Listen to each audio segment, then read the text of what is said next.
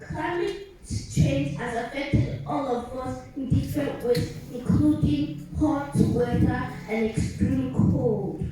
I'm not going to tell you about climate change, but to tell you to do something on getting justice as political leaders to help our future and the incoming generation.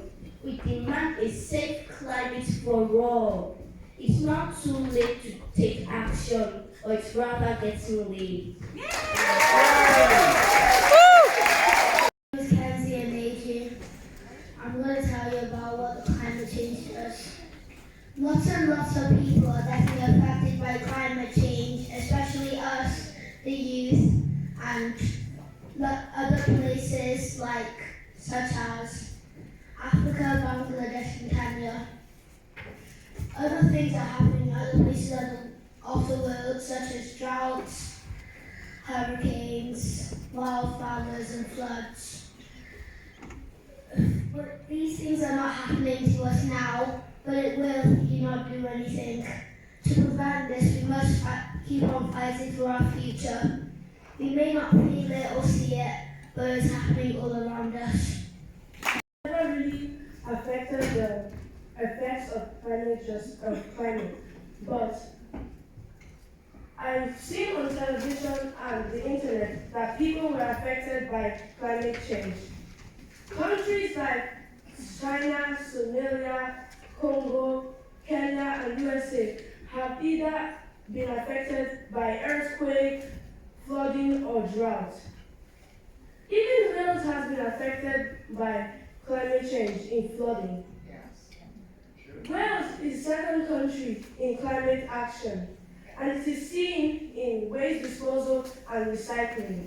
Children are affected by climate change, and I am a part of the climate campaign because I want us to grow up in a healthier and safer world as adults. Climate change is becoming increasingly worse over the years. It has largely started to affect us, the youth, negatively. Floodings, global warming, disasters, and more may seem distant but are truly happening in many places, such as Sudan and Uganda in Central Africa, India, Brazil, and islands such as the Philippines and Jamaica. The injustice of this is that many of the countries that are affected the most by climate change are the biggest contributors to it. These problems can and are overlooked by the media and people like you who have the power to make a positive change for us as the next generation who are amongst you today and the future of our planet. That's why we, the youth, should do what we can for the environment. It isn't too late for us to change our ways for the better. We can still fight for a greener, safer earth for everyone, regardless of race, gender, or background, as our actions now can and will change our future for the better. Hello everyone. Can we really ignore the impact of climate change and live a planet like this? When it comes to climate change, there are several observable effects happening around the world. For example, melting glacier and polar ice caps. They can cause rising sea levels, and also they can put risks of flooding and coastal. They can also cause risks of flooding and coastal communities. Changes in weather patterns can also increase frequent storms like hurricanes and typhoons, and increasing global temperature causes frequent and intense heat waves, leading to drought and wildfire. Climate change is not only about us, it's about the environment, it's about social justice and equality. So let's come together to make a difference. So let's be proactive in our work. Let's tell us, the politicians, the government, let's make sure everyone around us knows about the impact of climate change on our planet. Thank you for listening. Prioritize people over projects and start taking real action on climate change.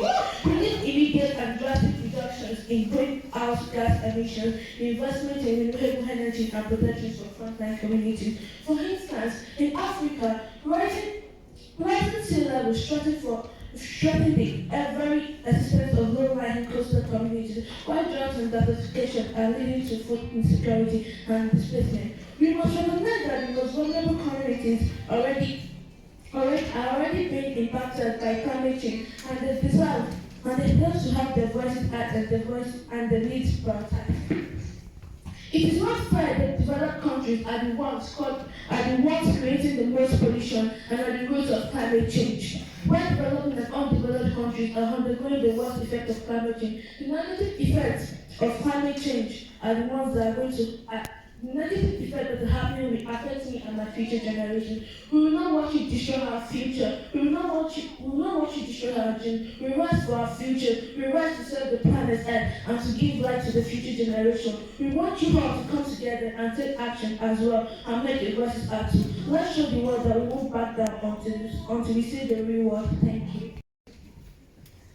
Good afternoon, everyone. My name is Diwrnod. We are gathered for a common purpose, to fight for climate justice. The time for inaction is over. We can't stand by and watch as our planet is being destroyed by climate change. Droughts in Somalia, earthquakes in Libya, and rising sea levels in Caribbean communities. So our political leaders, you must not be silent. We demand a planet whereby all people have access to clean air, water, and a safe and livable life. Justice is what we demand. Thank you. Hello everyone. Our youth activists have spoken volumes today about what they believe climate justice is and how important it is for us to take action right now. Climate change has been happening for years and years, but it's only now that we're taking a stand. And I believe that the urgency is what is most important right now. I love seeing all the faces here right now, but there is a need to promote climate justice, especially in places in the sub-Saharan Africa, places in India, places in Icelandic Europe. They need to take a stand for those countries especially, because us now as a developed country in the UK are one of the most contributing countries towards climate change, no matter what we do. And we need to take our responsibility for that, because there are countries lower than us, the lower income countries, that are suffering bigger effects of climate change. There are countries that the people there are starving because of the famine and the droughts. There are countries that the homes and the livelihood of those people have been washed away due to floods and other dramatic weather conditions. So we need to take a stand, we need to own up, and we need to provide help, we need to provide aid, and that is the most important thing right now. The UK has a plan for 2030 to make a net zero of carbon emissions, which is amazing, and we are making an impact, and we are actually cutting down on our climate change as we speak. But it is not enough. We need to try harder, and we need to reach out to those people. The youth activists have made a stand today, and they have spoken in favour of climate justice, and we need to do more with our youth. We need to create a better generation for all of us. We need to create a better future for future generations. Thank you. Hello, good afternoon. My name is Adewale. They say everything in life and the world goes hand in hand. As we see today, there's an ongoing climate crisis. On the 15th of March in Malawi, there was a cyclone known as Cyclone Freddy, and then it caused heavy rains, which led to the destruction of homes. In early November as well, the streets of Somalia and Kenya were flooded, which led to the death of 29 people. And also left other people disoriented, trapped. We also had Hurricane Otis in Mexico. We had the Sierra storm in Western Europe as well. Climate crisis and disasters, they lead to a lot of negativity in terms of loss of lives and properties as well. Pacific levels, sea levels, began to increase, and the Pacific Islands are at risk of being submerged as well. The heat, due to UV rays and everything, which causes increases the temperature of water bodies, and that leads to a corresponding increase in the amount of climate disasters that we do have. Last year there was a talk about the death of promise. We need to start getting actions, and we need to stop just saying words from our political leaders, because in general we've been saying these words for a long time, for decades. We need action. We need to do better for our future generation, And if we're going to do that, we need to take a stance now and fight for climate justice. And we need to begin that process now, because if we keep postponing, then it keeps happening all the time. We need to rise to our future, for our future. So, thank you very much. Today I'm a very proud representative of the Mulberry Youth Forum, which is the corner there. This is a group of brilliant minds that I've worked with for the past few years that are on a mission to inspire, engage and empower young people and wider communities to protect the environment in North Wales. The Mulberry Youth Forum is one of several groups across Wales on the Stand for Nature Wales project, a youth-led climate action project being delivered by 5 of our wildlife trusts here in Wales. Launching in 2020, Stand for Nature works with young people aged 11 all the way up to 24, giving them the chance to delve into their local environments, acquire the knowledge and skills needed to safeguard their areas, and build the confidence to advocate for their communities. Our goal is to nurture young conservationists, politicians, activists, and ultimately leaders in their communities. The Mulberry Youth Forum is no exception to this. For over 3 years now, we've been working with young people in North Wales, and they've joined us on excursions outdoors, braving the lush weather to explore this beautiful corner of the world. They've actively taken part in species surveys and practical work on our nature reserves, which not only contributes to us better understanding the state of nature locally, but gives them skills that will serve them really well in their future careers. On top of all that, they have also become communicators and leaders themselves, teaching their peers and members of the local community all about their work and why it matters. But why do we do all this? The aim of the project was rooted in connecting local communities in North Wales to the natural world sitting right on their doorstep.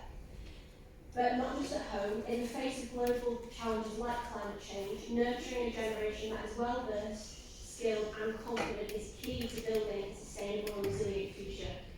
We have also achieved an impressive milestone where engagement with community groups like young people is part of our strategy as North Wales Wildlife Trust. This not only enables us to continue doing this amazing work and increase our reach with projects like Stand for Nature, but also shows other organisations, governments and our members just how important it is that we do so, and gives us a chance to work collaboratively to make a real difference. Furthermore, we see a lot more of our young people use this group almost as an outlet for things like eco-anxiety and ecological-based depression, which I'm sure a lot of you here can attest to. I know I have. I'm really anxious about it all, and yeah, it can be really easy to seem hopeless about the whole thing. Say, the children did a study on the road to COP27 last year and found that 70% of children are worried about the world they'll inherit. This makes sense because our futures are really uncertain, and oftentimes it feels like decisions about the future are being made without our best interests at heart. It's easy to become paralysed and crippled by anxiety, and that's why opportunities for young people to be proactive are so important, whether it be having an impact at a local level in one of our nature reserves by removing invasive species, or nationally, like raising awareness about the harms and effects of pesticides on wildlife. I think that many of our young people, some of you should say, would agree that being an active participant does make you feel less negative about the situation, and like I said, if people turn up today, really. Lastly, I believe the most significant reason for engaging in this initiative is to empower young people by providing them with a voice and instilling confidence to express themselves. Throughout the past few years working on this project, our young people have not only organised and hosted events, but also seized opportunities to address the public about issues that are important to them. They actively participated in marches and demonstrations like this one, joining their voices in unity with yours. And they've also had the privilege of engaging with policymakers, councillors and politicians, posing difficult questions about the climate, our future and what they're going to do about it. I want to emphasise that this project stands as a testament to the formative power of empowering young minds, from fostering profound connection between local communities and their natural surroundings, to addressing global challenges like climate change. We have witnessed the remarkable impact of nurturing a generation that is passionate, informed and resilient. I also believe it's evident here today, not only with the speakers that we have, and also African Society and more, but the fact that we have so many young faces in the crowd, it's definitely what keeps me inspired and keeps me positive in the face of such negativity at times. I hope each of you feel it as well. Yes. I can speak today, but unfortunately been hit for 10 by the flu. So I want to read out what they say because it's really quite moving, and I think it would be such a shame not to. So I hope you're moved as well. The young person I'm speaking on behalf is called Jake, and he's been part of our project since 2016, and is definitely one of the big heads of our group, and a lot of young people that come to him. So I want to talk to you about what I call climate depression, not climate anxiety. Anxiety is where you're worried, you don't know if it's all too late, and if it can still make no difference. You hope it's possible, but it's just so hard to believe. Anxiety is a constant flux, being scared because you want it to be fixed, but afraid what it can't be. I never had anxiety about the safety of the planet. I knew it was too late and there was nothing we could do. There were so few people in power that cared that it's definitely hopeless, and so many people who are here who are happy to say that it's not their problem, that they can't change, so why should we worry? I knew that the seas were rising and getting warmer. I knew that snow at Easter wasn't normal and weather patterns were changing. I knew that my voice was unimportant and no one needed to listen to me because I was just a child. So I knew there was no point in living, no worthwhile reason to grow up and wait to see it all come true, to watch people die and suffer, and for those in charge to lament it but never bother to do anything that could actually help. War and hate and the fate of the whole damn planet being in balance, and being told constantly, when you guys grow up, you'll be able to fix this, as if it was our fault and our responsibility because no one else was going to help. And if we didn't fix it, we would get the blame too. I didn't have anxiety, I was angry and depressed and utterly hopeless. By the time I was 7, I decided I was never going to have children because who could ever justify bringing them into a world like this? And things haven't gotten better since then. I had clinical depression from a young age, and a large part of that was not understanding why no one cared. Why then the solutions existed and are so simple. Do people not just do them? Do governments not make them? For some reason, it wasn't worth it to save us, to preserve our future, to protect everything we knew. Our existence didn't matter, we weren't worth it, so what was the point? It turns out it isn't an unfixable problem. We do still have time, and no matter what, we should never give up. It took years before I realised that there are people out there doing their best. People in governments around the world begging for help and solutions they can't afford alone. Individuals at home recycling, campaigning, organising, and doing whatever they can to help, no matter what, to keep fighting. I came to Bangor University because I like the sea, and it was just far enough away from home that when I died suddenly in some sort of accident, then I already had some distance from my parents and sister in some vain hope it would hurt them all less. Obviously it didn't work. They're nice people, but that was a plan.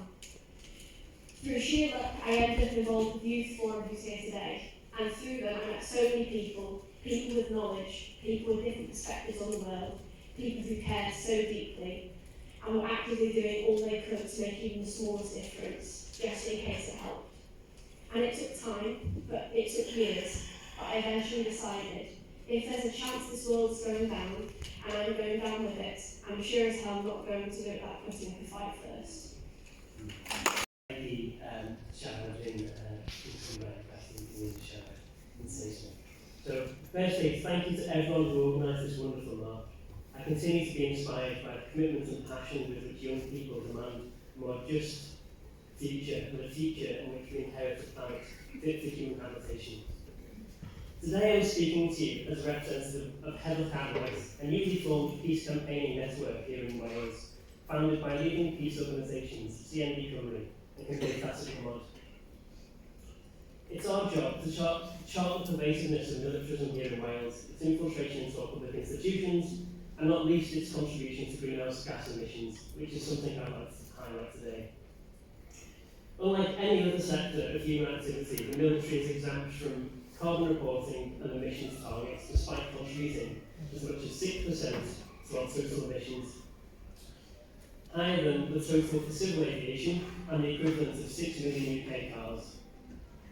As conflicts around the world are escalating, and this trend gets worse and worse, with the average increase in global military spending surging from 34% last year, compared with 3.2% the year before that. An equivalent of $2.24 trillion, with the US spending almost as much as every other country combined on its military, and the UK coming 6 behind them. All during a time when our primary aim should be to overhaul our society to deal with climate change. Not only have the rich countries failed to deliver on their promises of at least $100 billion per year to the poorest countries of climate finance, they also completely failed to commit to the $70 billion per year required for essential adaptation, a figure that will reach $300 billion by 2030. To put this in perspective, in 2022, the US increased its climate finance by just $1 billion per year, compared with an extra $67 billion for the military budget. Here in the UK, Westminster has committed an additional 14% to military spending, the highest increase in 70 years. And not just limited to conventional forces. Under Johnson's administration, it was decided to increase the nuclear stockpile by 44%, enough to destroy the world several times over. The estimated cost for this far surpasses estimates for addressing the current cost of living crisis. As climate change rages on, making swathes of the earth uninhabitable, the likelihood of conflict increases in kind. As a result, governments around the world invest more and more into the military, creating ever more deadly, fossil-fueled weapons of mass destruction. Most recently in Wales, this is manifested in the announcement to locate the UK's Deep Space Advanced Radar capability at Broadie in Pembrokeshire, which will allow the AUKUS alliance of Australia, USA and UK to wage war in space, and putting Wales on the front line of this deadly new arms race. These plans can only be actioned on the assumption that everyone here today are kept in the dark, unaware of what's been done in your name. But we're here to say no to the increase in spending of the already bloated defence budget, no to the preposterous carbon emissions of the MOD, and no to our complicity in militarism. Join us in Heddwch and Kenzie Nneji today. An economy, an environment and a future in which people are placed before profit and greed, greed and war is not only possible but vital now more than ever. And only if we use our united voices to demand it, and demand it now at inspiring events like today, and demand it every day until we achieve system change, not climate change. Thank you so much, friends. It's been a pleasure coming.